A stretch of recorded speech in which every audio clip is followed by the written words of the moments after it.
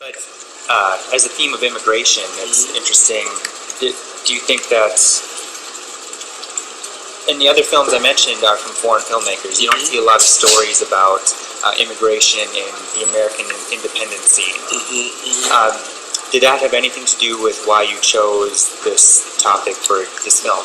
Yeah, definitely. I mean, I'm very interested in the displacements, you know. And actually, my next film is it's a continuation of this film in a different way. It's about, especially when you think about America, this is a society where immigrant is the fabric of this society. Yeah. You know, and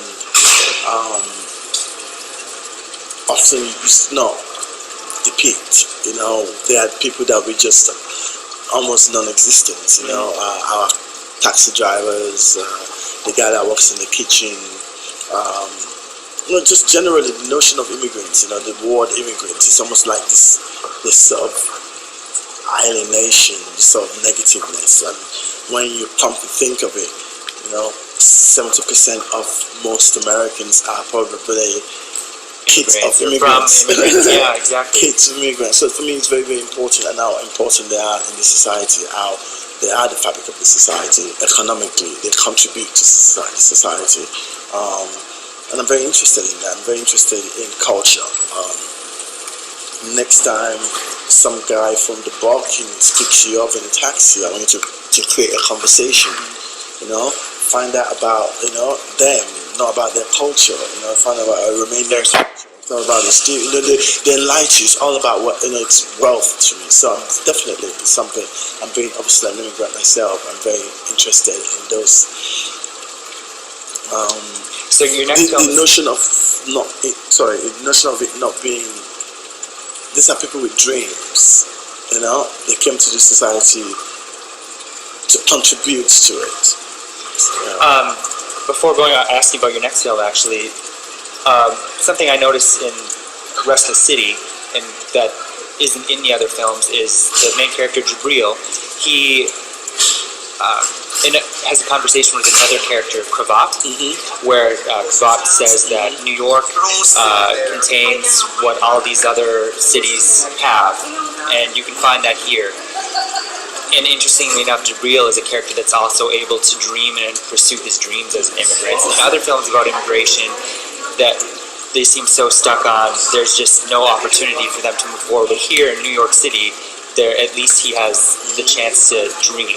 I mean, totally. I think for me, you're totally right there when it comes about immigrant films. It's always about south of the border, the one that's trying to come across, the one that's trying to do anything. And for me, Gurira is like a new generation of young immigrants. This is young, you know what I'm saying? The complexity about it is that when you get in, a 20-year-old kid from England that comes to America, because England is such a dead-end society. It's a society run by class. Yeah. And often, most of my friends in America, actually in New York, creative friends, a lot of them are English kids, left college, can't find a job, America is a better place.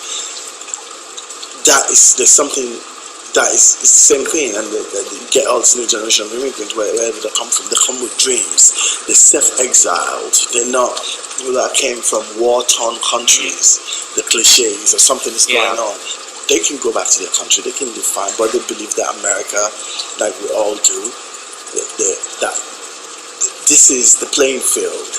If you want to be the best at what you do, you come here and do it, wherever it is, the notion of the American dream that's been sold to all of us, for centuries.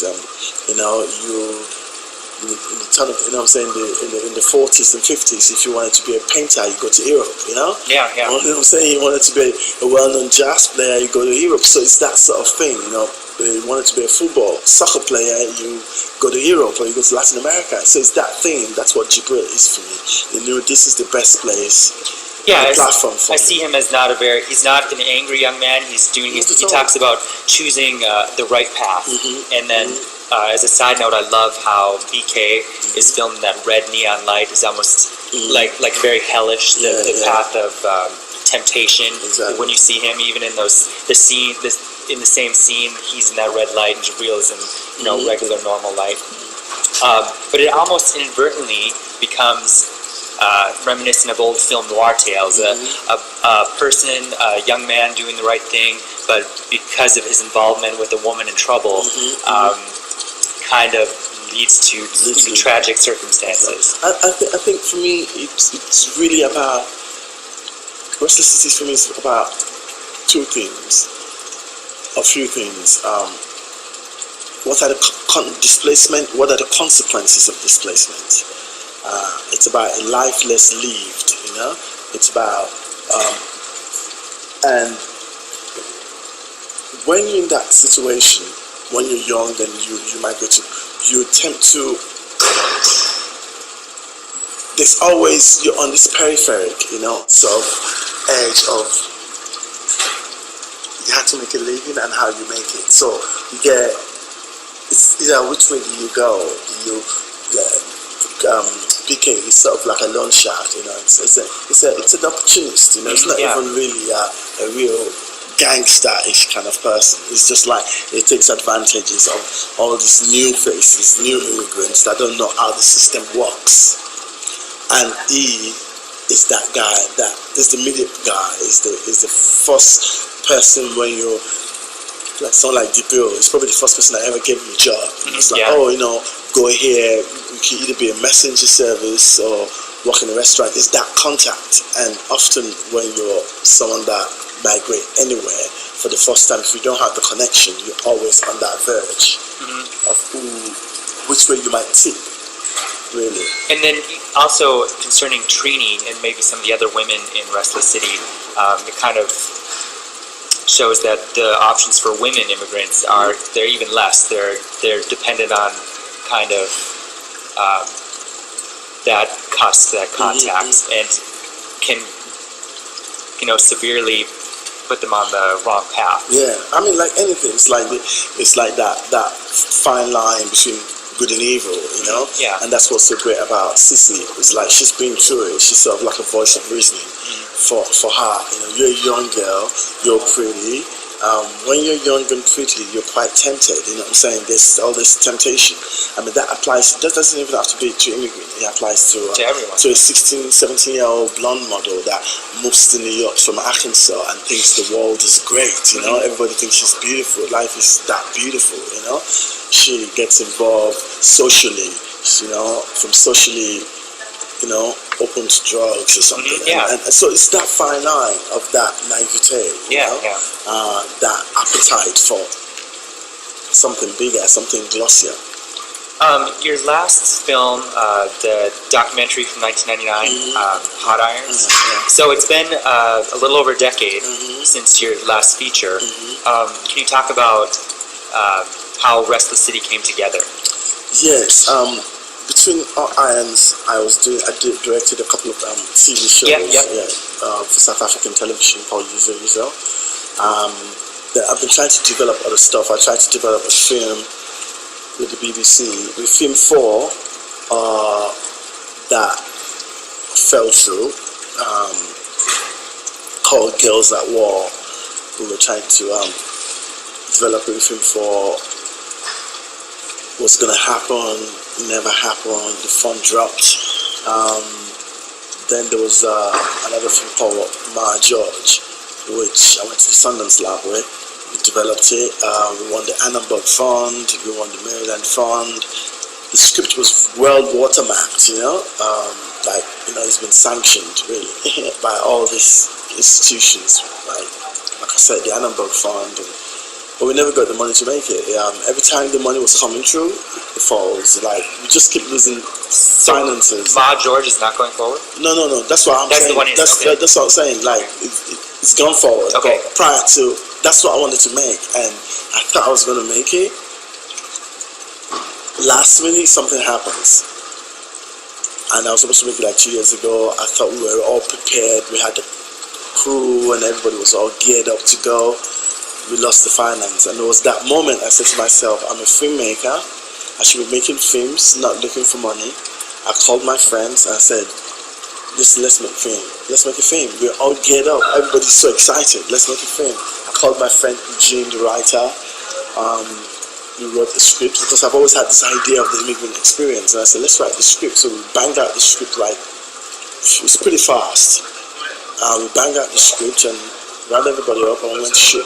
We went to shoot Restless City, and that's how Restless City came about.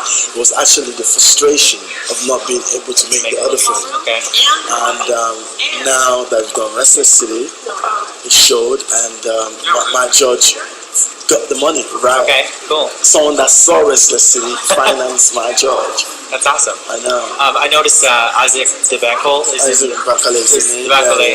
Actually, Kijo, and there were several moments in Restless City actually where I think the wardrobe of Juril, I was reminded of Isaac Debankle in Limits of Control. I think there was just something about him that he came to mind a couple of times during Restless City. But, I mean, I love those sort of actors, whether it's Isaac or Jibril or John Her. I like actors that embody so much visually and visually and subtly. what was the casting for Restless City like? It was quite interesting because I was looking for the character Jibril, and I knew that what I wanted from Jibril was someone, like I said, someone that embodied so much facially and physically and rich internally. And when I called for casting, we got a bunch of young actors. We went to community centers, we went to casting agencies. Practically every young kid on the wire came through, But everybody had an idea of what an immigrant young immigrant is. They all came with something, that I felt that was cliche. It's not even cliche, it was something they've seen on television that is created in Law and Order or any of those, and the fact is that most of the people I know, that's not them, I know like a lot of those guys, but that's not them. So I really wanted someone that embodied the subtlety, the wealth, the wealth of just the knowledge. Someone that is well traveled, is traveled across the continents, exactly. He's traveled across 3 or 4 continents to get here. He's lived, actually spoke 5 languages, very articulate, So that's what I wanted, and a lot of these people that came through were just playing that character. They were playing the problem, They weren't that person. I ran into this guy, Sai. Being a photographer, I shot him a couple of years ago. And I remember shooting him and thinking, do you want to be an actor? And just like, no, I don't know about that. Oh, well, I actually played in a film before in France called Les Américains. Yeah. So I've acted once before, but I don't know. So I convinced him, and it was really amazing. The girl, she's an actress. She's a musician, actually. The one that played Trini. Sky. She's got another film out right now called Better Must Come. Okay. With Roger Giovanni, the guy that is in Eve's Bio. Okay. Yes. Yeah, they've got a film. He's a young actor. Amazing. She's a musician as well. So I really like that. I like the fact that there were these people that were longing to. That's what they are. They embodied that, and they came to this society to be to be in that world, to be an actor, and they're actors. That's what. So yeah, that's how the whole casting process went through, just sort of going grassroots. We went to every community center, we contacted every casting agency, and it's quite interesting because after you go to the casting agencies, and you ask them what you've got, and they were just familiar faces that I've seen, and I did not want that. I was very, very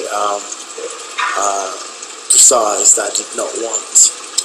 Well, it shows well. There's like 3 really good performances with Jibril, Cece, and Trini. Trini's face, just her face, you catch in some shots, and they're just beautiful. And Cece, I don't know if you know Danai Gurira. She played Cece. She's in she played Shakespeare in the Park this summer. She's a very warm presence on the screen, and she's in Trume as well. Trume, Okay. She's in Truman. She was in The Visitor. Oh yeah, another immigrant story that kind of made a few headlines. So yeah, I mean, I think there's a pool of these great young actors in New York, and that's what I love about New York, is that there's a pool of these great young actors that often don't get the platform, you know, to. And Restless City is kind of. Would you describe it as kind of an ode to New York, really? Oh yeah, it's a love letter to New York. Yeah. You know? The scenes where the music you play, where Jabril is just riding his bike, and there's just long shots of him riding his bike, and that's all you see in that music that you're playing. Just it seems so at peace, like in the city, and just kind of doing his thing. Yeah, definitely. I mean, look, when I think of Restless, it's my love. Like I said, it's a love letter to New York. It's the city I love. You know, it's the city that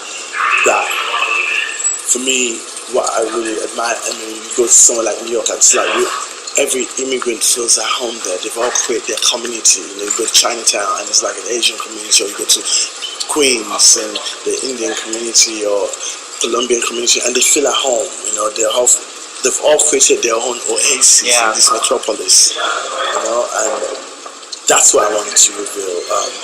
I wanted to reveal the New York I know, not the ones you see on TV. Yeah. You know, that everyday New York, that everyday street, that gritty feel. Completely. Yeah, I was reminded of Taxi Driver a few times too.